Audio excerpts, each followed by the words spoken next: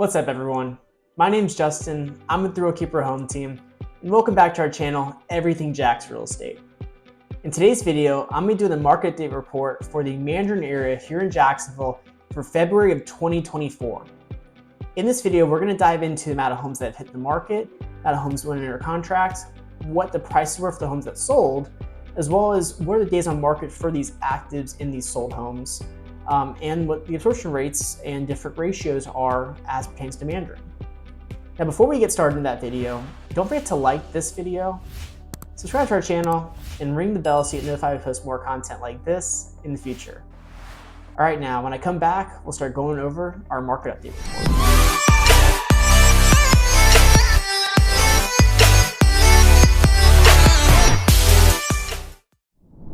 And welcome back. So, we're going to start off with our market report for Mandarin for February. And we're going to start off looking at the amount of homes that were under contract at the end of February, as well as the amount of homes that hit the market overall in February. And what you're going to see is that we had 290 homes that went under contract in February, with overall 1,210 homes that were available at one point in February. Now that left us with 920 homes going into March that were still available with no contracts. This gave us a pen-to-list ratio of 24%, which really just means that overall, less than 1 out of 4 homes that were on the market in February went under contract in February. And that's actually less than we saw in previous months, and probably the lowest I've seen since I've started doing these market date videos. And it's important to highlight because when we start looking at how the market's transitioning right now, it is interesting to see that with Mandarin, we're actually seeing more inventory, but we're not seeing the amount of buyer demand increase to match that inventory for the listings that's in the market currently that we would have probably expected to see.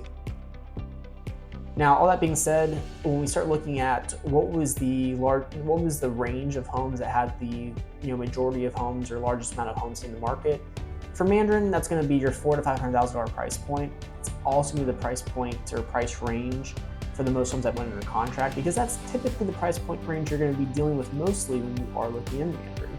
There are some homes higher and homes lower, but that's going to be kind of like your bread and butter price range for Mandarin.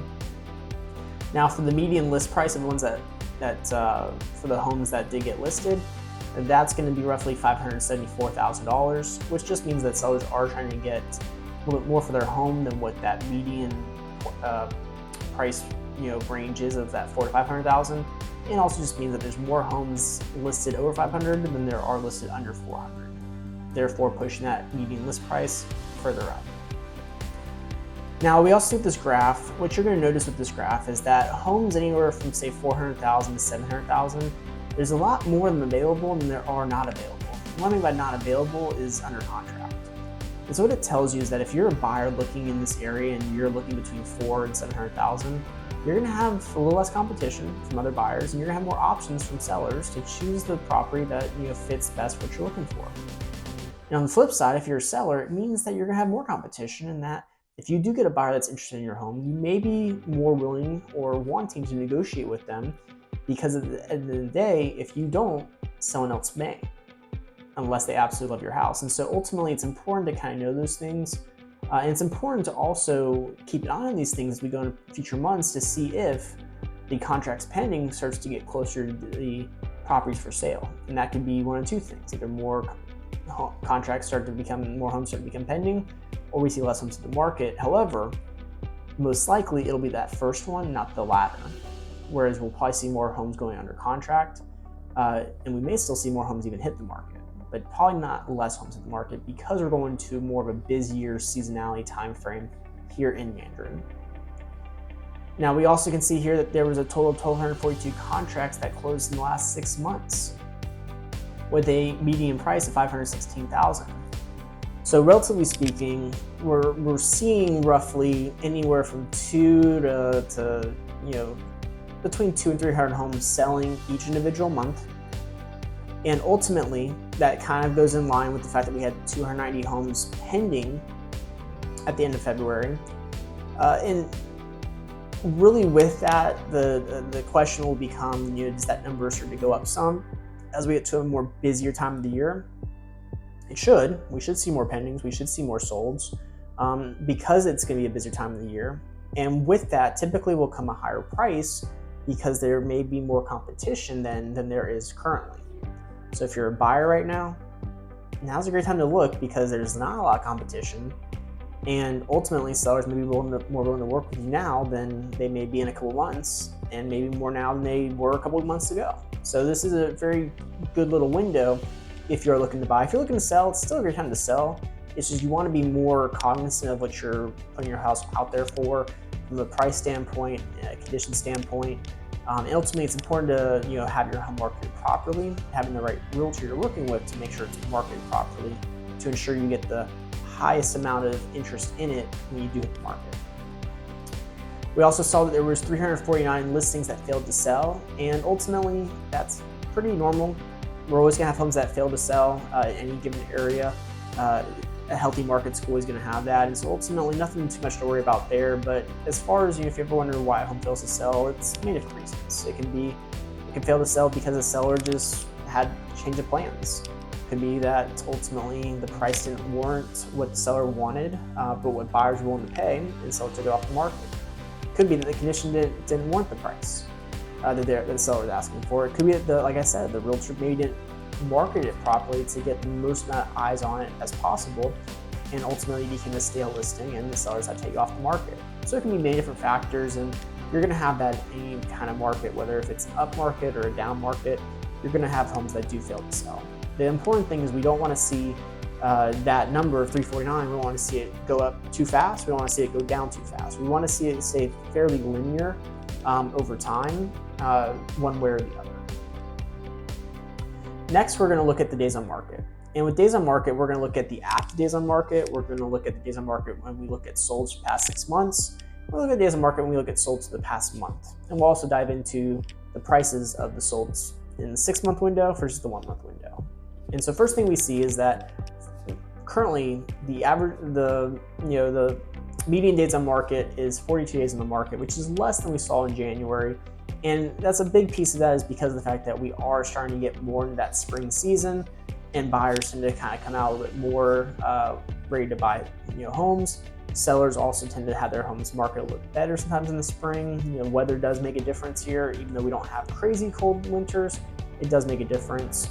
And so ultimately, 42 days on the market for that median time for active listings is huge because it's going in the direction that for you as a seller want to see. And even as a buyer, you don't want to see homes stay on the market too long. So it's good that even for a buyer standpoint, you're seeing homes stay on the market a little bit less now than they were even a month ago. Now we look at the sold homes. Obviously we know 516,000 was that median price for the last 6 months, but the median days on market was 41 days on the market for those sold homes last 6 months. So now what we're seeing is the active days on market starting to match up with the sold days on market when we look at that last 6-month window, which just means that we've been very consistent, very constant overall for the area of Mandarin in the last 6 months. Now, when we look at the last month, what we actually saw was that price came down to 512,000, and we saw the days on market was up to 48 days. You may ask yourself, why is that? Well, keep in mind, what did I mention when we were talking about the active days on market? What I had mentioned was last month we saw that the active days on market was much higher than 42 days. And so it should hopefully make sense that if those days on market's coming down, what happened to those houses that were causing those days on market to be higher last month? Well, a lot of them, they went under contract. And a lot of them that were higher days in the market typically may have been more willing to negotiate further down their price, which would have explained why you have 48 days in the market and you had a $512,000 price, which was more days on market and less price than what we saw in a 6-month window. Now, that's going to probably be the anomaly. Ultimately, in future months, we'll probably start to see more of that 40, 45, even a little bit under 40 days on market for future months videos. And the price we probably will see start to come back up some more, past that 512, past the 516. But ultimately, what it tells you as a buyer is this could be a great window to buy in Mandarin because of the fact that there's more inventory than there probably should be. Not enough buyers to support that inventory right this second. And so sellers may be more willing to negotiate with you to get their home under contract. Next, we'll look at the median listed sales ratio, which was 98.3%. This is pretty much the same as what we saw last month. And ultimately, it's just does tell you that sellers do have to be willing to negotiate here in Mandarin currently, because there's just that much more competition for them with not enough buyers to reduce that competition. And that's also shown when we look at the absorption rate for the last 6 months, which is at 4.4 months of inventory. So when you have 4.4 months of inventory, you're starting to get more to that equilibrium of 6 months to where it's no longer really a seller's market. And so because of that, that's another reason why the 98.3% listed sales ratio is in effect, is because, like I said, sellers have to be more willing to negotiate now because they have more competition with their fellow sellers.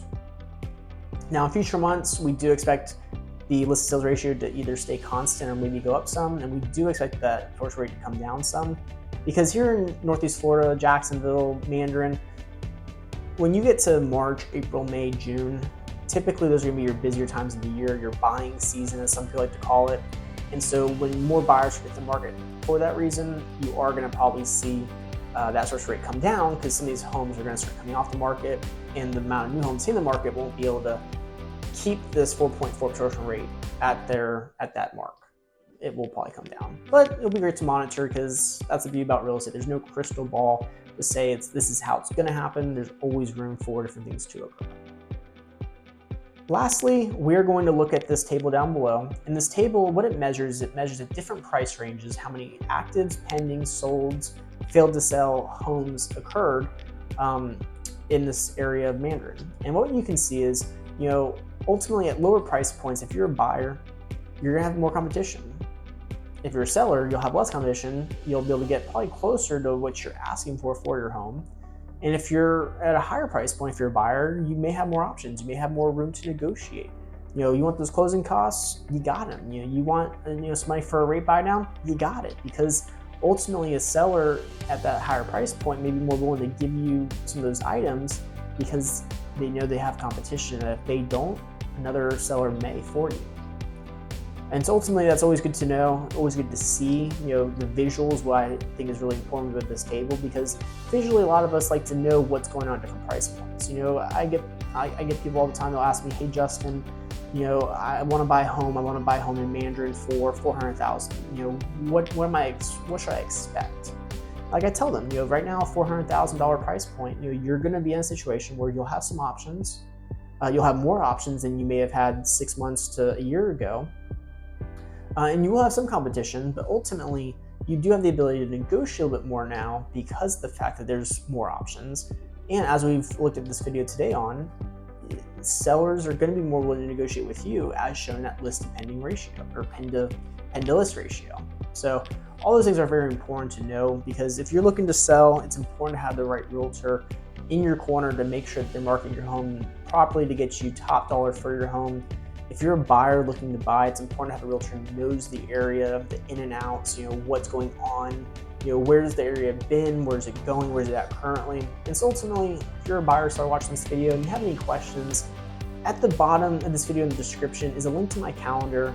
Feel free to set up a time for us to meet face to face, over Zoom, or even it can be a phone call to go over any of those questions you may have about the market, about different neighborhoods, about what the area looks like if you're looking to move here, if you're a buyer. That ultimately is what I'm here to help with. Help to give you a better feel for what makes the most sense for you and your family as you either buy or sell a home here in Mandarin.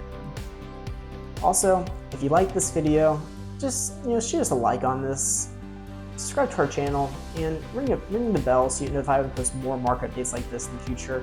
We greatly appreciate as we continue to build our channel, Everything Jax Real Estate, here for you, our audience, to help make you as knowledgeable as we can about the area as we continue to move forward through the rest of this year and future years. All right, now, until next time, I'll see you guys again in the next market update.